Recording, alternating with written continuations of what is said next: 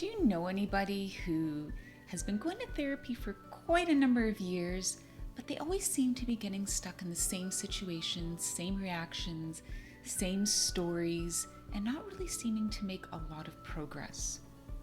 Or have you been going to therapy and you notice that you feel better after getting things off your chest, but again, you still find yourself getting stuck and not being able to move forward and heal from your trauma and get the clutter out of your life? Well, today I want to talk to you about why therapy doesn't work, what does work, and strategies that you can do on your own and with professional help that will help you clear that clutter out of your life and heal from your trauma. So my name is Tanya, and if you've noticed in my videos, I talk a lot about trauma and clutter. And I go beyond those tips, tricks, and organizing strategies because there's more to it. And actually ties nicely with why therapy doesn't work and why professional organizer alone doesn't work. And the first reason is analysis alone doesn't do the trick. When you see a therapist, and if you're just doing talk therapy, you're reliving the experience, okay? It feels great to be seen, heard, understood, so needed for healing. But then what? That energy, those emotions, those thoughts, those beliefs, how your brain is wired, the energy of the trauma being trapped in your body and your brain not fully processing it doesn't change if you just talk about that. And not only that, it's like you're reliving it. So you're bringing up all those emotions and the event and the situations. So your brain is just hardwiring that situation. So you're going to keep on reacting in the same way. So again, analysis alone does not work. Which brings me to the second one, which is this mind therapy, this focusing on the mind only doesn't help. Because you need to connect with your body. And so there's this wonderful man, Eugene Genlin, and he did extensive research back in the 60s and 70s to find out why therapy or why it was successful for certain clients and others not. And what he found was that it wasn't the therapist, it wasn't the technique, it was actually how a person relates to the situation, and more importantly, how they connected within. So when they were able to get this felt sense of the situation, and that's how they described things, and they kept on trying and trying to get this match, that's when the change happened. Because it was the wisdom of the body, it was the wisdom of this felt sense and consciousness and inner workings, not the mind. That's where all the wisdom was. And once we gave attention to that part, that's when the person was able to transform, get different perspective, and shift that energy. Which brings me to the third reason why therapy doesn't work. If you're not doing a very specific, specialized technique to heal from trauma with a therapist, it's not going to work. When we have trauma, there's an event, and I always use my hand because it's like this circle. There's an event. It brings up a flight, fight, freeze, or fawn response. If we are stuck in dorsal, if we're in freeze response, that energy stays trapped in us, those emotions, those feelings. Our brain doesn't get to process what happened, and then we stay stuck here. Whereas if we're able to release that energy and process that information, then we get the full cycle and we can move forward. So we're not getting triggered. If we're in the same situation or something similar, that intensity isn't there because we've done that completion.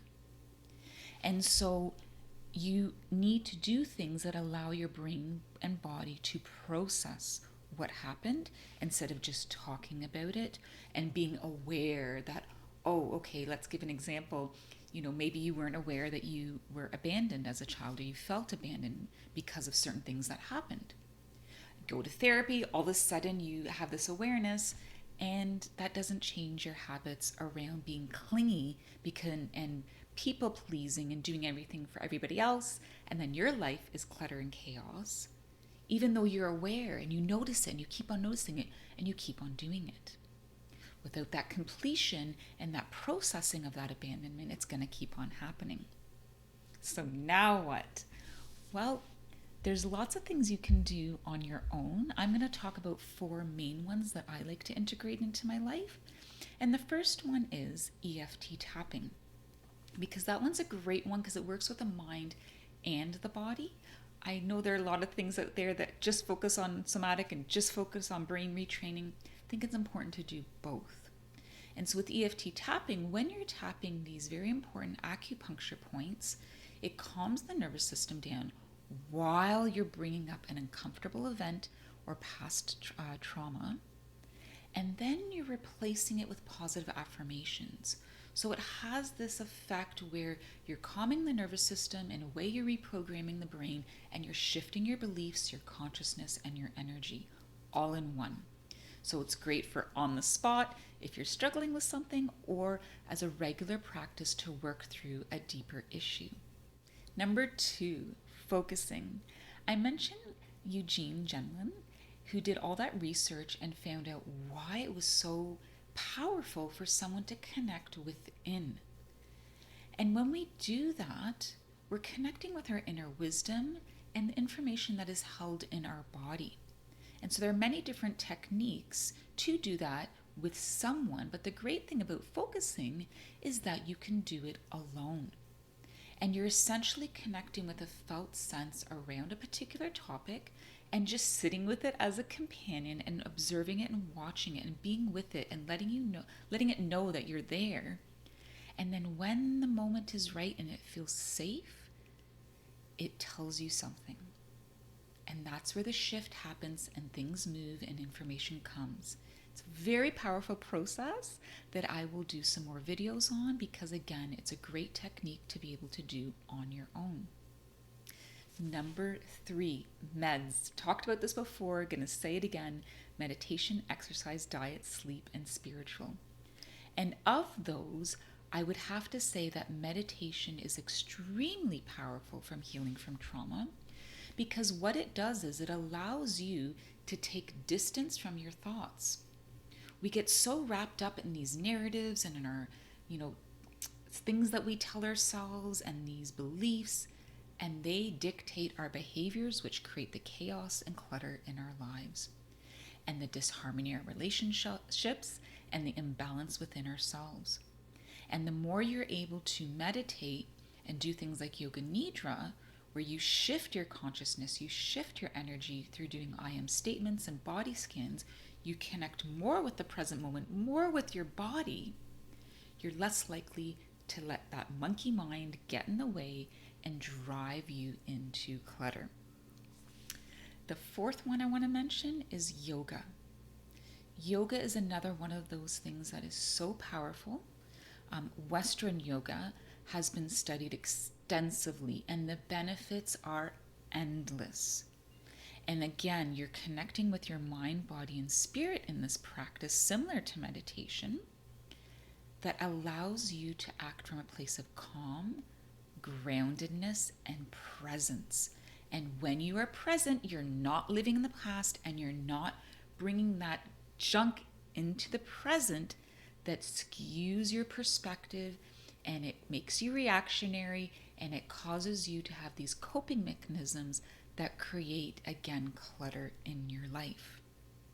And that brings me to number 5, working on strengthening your vagal tone. Meditation and yoga do that, but also simple things like putting your hand on your heart.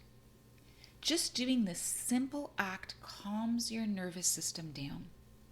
And if you're not running on overdrive or you're not stuck in freeze dorsal mode, you're better able to act from a place of your prefrontal cortex, make rational, insightful, and inspirational and creative decisions that again allow you to act from a place of you and not your past experiences. So doing these 5 things regularly will help you heal, but also help you stay in alignment. So that alone is not necessarily enough. Sometimes you need a little support. And therapy is not bad.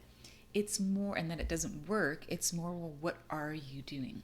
So let's look at some 3 modalities that can help you heal from your trauma and clutter. The first one is newer in the psychology world, and that one is EMDR. And what that does is it uses a very specific eye movement while working with the therapist, and you're following their finger, possibly you're following a movement while retelling a trauma.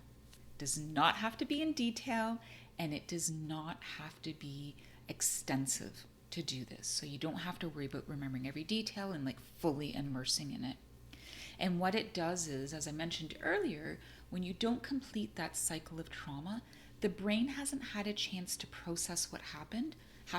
So then it's stuck in that past. So maybe a particular emotion is stuck there and it's trapped there. This process allows you to weaken the intensity, process that information. And so then when you're in similar situations, you're not getting super triggered. It might just be a minute trigger, which then if you're coupling it with those 5 regular things, you're not going to react and you're going to be like, oh, okay, with calm. And just notice that uncomfortableness and be able to move through it with ease. The second one is somatic work. And so I mentioned focusing, that's one technique. There's other things like the EFT tapping that I mentioned that you can do on your own. Very powerful to do with an EFT practitioner as well as things like somatic experiencing, which one of the founders is Peter Levine. Definitely recommend reading his book, Waking the Tiger. And there's so much other information on this online right now and in books that show you how you can reconnect with your body and how you can use the body as an instrument and go deep within to heal from those past traumas so they're not trapped in your body anymore. And so really doing the research to find a practitioner that offers a modality that seems like a good fit for you, whether it's EMDR, somatic work, or an add-on, my third option that I wanted to share is body work. Body work is great. Things like massage, things like, energy healing, osteopath. There's even something called structural integration that really does this deep process of releasing tension in your body and actually helps you structurally align again. And that process helps release the trapped trauma in your body as well. So there's so many wonderful options. We no longer have to suffer just doing talk therapy and thinking it's helping us. And it's like, wait, I'm going to therapy, so it must be changing. And so that's why I highly recommend to do things on your own, like EFT tapping, focusing, meditating, yoga, and strengthening your vagus nerve. And then reaching out and looking for practitioners and therapists that do specialize things like EMDR, somatic work, and body work. And that together will help you shift your thinking, shift your attachments to your belongings, shift your attachments to how you do things, and then you'll be able to let go of the clutter in your life and get into a better rhythm of self-care and living from empowerment and in alignment. So thank you so much for watching. Stay tuned again for those videos on focusing. And please do let me know if there's any topic you'd like me to cover. I'm happy to do that. And remember to like and subscribe. Take care until next time.